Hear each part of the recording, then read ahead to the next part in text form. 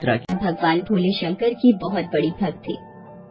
उसका पति दीपक भी बिल्कुल उसी की तरह सीधा साधा था। दीपक के पास अच्छी खासी प्रॉपर्टी थी, कई बीघा खेत थे, लेकिन वो जमीन से जुड़ा आदमी था। दोनों पति पत्नी हमेशा सबकी मदद को तैयार रहते। उनकी शादी को 15 साल हो गए थे, लेकिन अब तक सुभद्रा की गोद सूनी ही थी। लेकिन सुभद्रा को विश्वास था कि एक न एक दिन उसकी गोद जरूर भरेगी।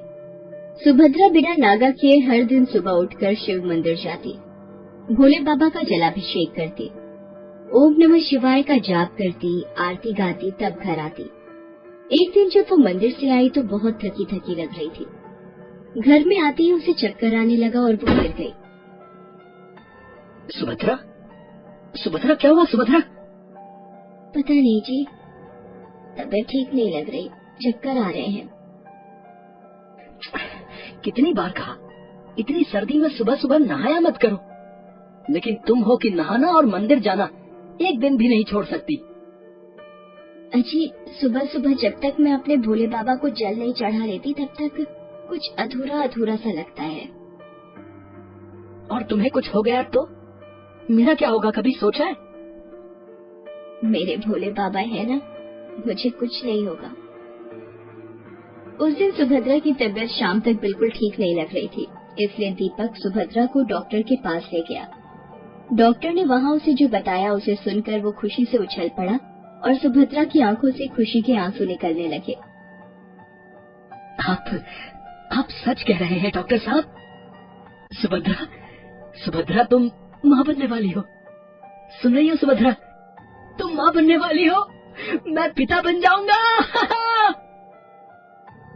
मैं न कहती थी, मेरे भोलेनाथ मेरी प्रार्थना का उत्तर जरूर देंगे।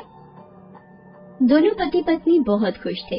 15 साल के लंबे इंतजार के बाद उनके घर में नन्हे मेहमान का आगमन होने वाला था, लेकिन उनके साथ ही रहने वाले उनके चाचा बलवंत, चाची गरिमा और उनके बेटे राकेश और बहू कामिनी के लिए ये बात उनके सिर दर्द का कारण बन गई थी, क्योंकि उनकी नजर पहले से ही दीपक की संपत्ति पर थी। जैसे ही उन्हें लगा कि उनकी संपत्ति का वारिस आ रहा है, वो सभी उस अजन्मे बच्चे को मिटाने की साजिश रचने लगे। ऊपर ऊपर से तो वो दिखाते कि वो उनके शुभ चिंतक हैं, लेकिन अंदर अंदर उन्हें दीपक, सुभद्रा और उनके आने वाले बच्चे के लिए जहर भर रखा था। देख बेटा राकेश, अभी समय गरम दिमाग करने का नहीं है, अभी समय है चालाकी से काम लेने का, समझ रहा है? तो मैं क्या करूं बापू, जायदाद के हिस्सेदार के आने का इंतजार करता रहूं? पागल है क्या? करोड़ों की प्रॉपर्टी हम ऐसे नहीं जाने देंगे। वो प्रॉपर्टी हमारी है, हमारी ही रहेगी, समझे? हम बस उस आने वाले को दुनिया में आने के पहले ठिकाने लगा देंगे। उसके बाद दीपक के चाचा बलवंत ने अपने बेटे, बहू और अपनी बीवी के साथ मिलकर एक प्लान बनाया। उन्होंने जानबूझकर घर के बरामदे और सीढ़ियों पर सर्फ वाला पानी डलवाया और तैयार हो ना भगवान, नाटक शुरू करूं? बिल्कुल तैयार हूँ। उसके बाद बलवंत जानबूझकर जमीन पर गिर गया और तड़पने लगा। गरिमा उसे देख चिल्लाने लगी और ये सब राकेश और उसकी पत्नी कामिनी दीवार की ओट से छिपकर देखने लगे। सुभद्रा, सुभद्रा, ओ बहू, देखो ना तुम्हारे ससुर जी को क्या हो गया है, वो जमीन पर गिरकर बेहोश हो गए हैं। सुभद्रा अपने चाचा ससुर को पिता समान ही मानती थी, उनका पूरा ख्याल रखती थी। जैसे ही उसके कानों में अपनी चाची सास की आवाज आई, वो कमरे से भागी भागी आई, और यही तो वो जालिम चाहते थे। बाहर बरामदे में पड़े सर्फ के पानी में उसका पैर फिसल गया और वो फिसल कर सीढ़ियों के पास आ गया और लुढ़कती हुई सीढ़ियों से गिरने लगी। उसे इस तरह गिरता देख सभी बहुत खुश हुए। सुभद्रा नीचे गिरकर बेहोश हो गई। उसके चाचा चाची अभी खुशियां मनाने ही वाले थे कि दीपक बाहर से वहां आ गया। उसे देखकर सभी घड़ियाली आंसू बहाने लगे। हे भगवान, दीपक बेटा देखो ना जाने हमारी बहू नीचे कैसे गिर गई। मैं तो कितना ध्यान रखती हूँ, हमेशा साथ साथ ही रहती हूँ इसके। ना जाने आज मेरी क्या मति मारी गई थी, कि मैं इनके लिए खाना बनाने चली गई। बेटा, इसे लेकर डॉक्टर के पास जाना होगा। क्या पता कहीं हमारे घर के चिराग को तो कोई नुकसान नहीं हो गया। वो कहते हैं ना कि जाको राखे साइयां, मार सके ना कोई। सुभद्रा उतनी ऊंचाई से नीचे गिरी, उसे चोट भी लगी लेकिन बच्चे पर कोई असर नहीं हुआ। डॉक्टर की ये बात सुनकर दीपक और सुभद्रा ने मन ही मन भोलेनाथ का धन्यवाद दिया, लेकिन उनके चाचा चाची के परिवार वालों के तन बदन में आग लग गई। उन्होंने ये बात जाहिर तो नहीं होने दी, लेकिन वे सुभद्रा और उसके बच्चे को एक साथ मारने का दूसरा प्लान बनाने लगे। दूसरी ओर ना तो सुभद्रा और ना ही राकेश को ये बात समझ आई कि आखिर पूरे घर में सर्फ का पानी किसने गिराया। उसके ससुर जो उस दिन जमीन पर गिर गए थे, वो एकाएक ठीक कैसे हो गए। एक दिन सुभद्रा रसोई में काम करते हुए इस बारे में सोच ही रही थी कि तभी राकेश की पत्नी कामिनी वहां आई। उसने गले में बहुत ही अनोखा हार पहन रखा था। अरे कामिनी, हार तो बहुत ही सुंदर है, कहाँ से खरीदा आपने? वो लेकर आए हैं शहर से। कामिनी, राकेश भैया से कहकर उस दुकान का पता ले लेना ना। दीपक भी 2 दिनों के लिए किसी काम से शहर जा रहे हैं, मैं भी ऐसा ही हार मंगवाऊंगी। अरे पता क्या लेना, ये खुद चले जाएंगे उनके साथ। दीपक 2 दिन के लिए शहर जा रहा है, ये सुनकर सभी की आंखें चमक गईं। उन्होंने फिर से एक खतरनाक प्लान बनाया। अगले दिन जब दीपक राकेश के साथ शहर चला गया और सुभद्रा मंदिर में पूजा करने गई थी, तब राकेश का प्लान कभी फेल नहीं होगा भगवान, बशर्ते तुम और कामिनी इस प्लान को ठीक से अंजाम दो। हाँ। असल में राकेश का प्लान ये था कि सुभद्रा जब मंदिर से वापस लौटेगी तो उसे मंदिर से वापस लौटते समय जो नदी पड़ती है उस पर बने पुल से ऊपर से नीचे फेंक देना है। वो खुद ब खुद डूब कर मर जाएगी और इस काम को अंजाम देंगी कामिनी और उसकी माँ।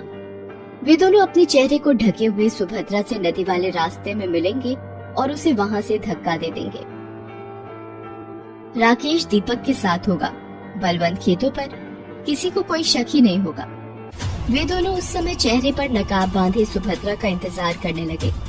जैसे ही वो दिखी, कामिनी उसके पास गई और उसे पीछे से पकड़ लिया। सुभद्रा के हाथों से पूजा की थाली नीचे गिर गई। कौन हो तुम? सुभद्रा ने खुद को बचाने की बहुत कोशिश की। उस नकाबपोश से खींचातानी भी हुई, लेकिन वो 2 थे इसलिए उस पर भारी पड़ गई। उन दोनों ने उसे नदी में फेंक दिया। सुभद्रा ने बहुत हाथ पैर मारे लेकिन कोई लाभ नहीं हुआ। कई घंटे वो इसी तरह बहती रही। एकाएक उसे लगा कि उसके पैर को किसी जानवर ने पकड़ रखा है और उसके पैरों को काटे जा रहा है। अचानक उस जानवर पर उसकी नजर पड़ी। वो एक बहुत बड़ा मगरमच्छ था। सुभद्रा को अपनी मौत सामने दिखने लगी, फिर भी उसने अपना धैर्य नहीं खोया और भोलेनाथ को याद करने लगी। पल में न जाने कैसा चमत्कार सा हो गया। नदी किनारे रहने वाले मछुआरों की नजर उस पर गई। वे उसे बचाने के लिए उसकी तरफ बढ़े। मछुआरों का मगरमच्छ के साथ संघर्ष हुआ और वे जीत गए, लेकिन सुभद्रा तब तक बेहोश हो गई थी। जब उसे होश आया तो वो मछुआरों की बस्ती में थी। मैं कौन हूँ? मैं कहाँ हूँ? तुम हमारी बस्ती में हो, अब डरने की कोई बात नहीं है, खतरा टल गया है। सुभद्रा की याददाश्त खो गई थी। बहरहाल उस बस्ती वालों ने उसकी खूब देखभाल की। सबको पता था कि वो गर्भवती है, इसलिए उसका ध्यान कुछ ज्यादा ही रखा जाता। सुभद्रा वैसे तो सब भूल गई थी, लेकिन अपने शिव को शायद वो नहीं भूल पाई थी। तभी तो वो इस बस्ती में भी मिट्टी का शिवलिंग बनाकर ही पूजा करने लगी। जल्दी ही सुभद्रा के प्रसव का समय नजदीक आ गया। उसने एक बहुत ही सुंदर बच्चे को जन्म दिया। उस बस्ती में सभी खुश थे, लेकिन सभी ये सोचकर परेशान रहते कि आखिर इसका घर कहाँ है, ये कहाँ की रहने वाली है। एक दिन की बात है, सुभद्रा अपने बच्चे को गोद में लिए लोरी गाकर सुला रही थी। आजा रे निंदिया, निंदिया रानी आजा, बेटी को सुलाने निंदिया रानी आजा। आजा रे निंदिया, निंदिया रानी आजा, बेटे को सुलाने निंदिया रानी आजा। आजा रे आजा। तभी एक मछुआरिन उसके पास आई। उसके हाथ में एक हार था। वो उसे सुभद्रा को देते हुए बोली, क्या तुम इसे पहचानती हो? तुम जब यहाँ पर आई थी तो तुमने इस हार को अपने हाथ में जोर से दबोच रखा था। सुभद्रा ने जैसे ही वो हार देखा उसे सब याद आने लगा। कैसे वो नदी के पुल से गुजर रही थी तो दो नकाबपोशों ने उसे पीछे से पकड़ा था। वो उससे भिड़ गई थी। ये हार उसी नकाबपोश का था। उसे याद आया कि ये वही हार है जिसे कामिनी ने पहना था। अब उसे सब कुछ समझ में आ गया था कि ये साजिश किसकी थी। वो बस्ती के 3-4 लोगों को लेकर पुलिस स्टेशन गई और वहां सारी बातें बताई। उसने अपने घर का पता भी उन्हें बताया। दूसरी ओर सुभद्रा को गायब हुए कई महीने बीत गए थे। दीपक बिल्कुल टूट गया था। उसे लगता था कि अब उसके पास जीने की कोई वजह नहीं है। उसके चाचा का परिवार धीरे धीरे उस पर हावी हो रहा था। वो उनके कहने पर एक दिन अपनी सारी जायदाद उनके नाम करने ही वाला था कि सुभद्रा वहां गई। सुभद्रा, तुम कहाँ चली गई थी? तुम कहाँ चली गई थी सुभद्रा? तेरे बिना मैं नहीं जी सकता सुभद्रा। तुम मुझे छोड़कर मत जाया करो। कई चेहरे बेनकाब करने थे मेरे महादेव को दीपक, इसीलिए उन्होंने मुझे तुमसे दूर कर दिया था।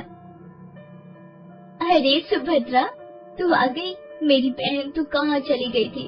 अम्मा, बाबूजी, राकेश, ये देखिए सुभद्रा आ गई।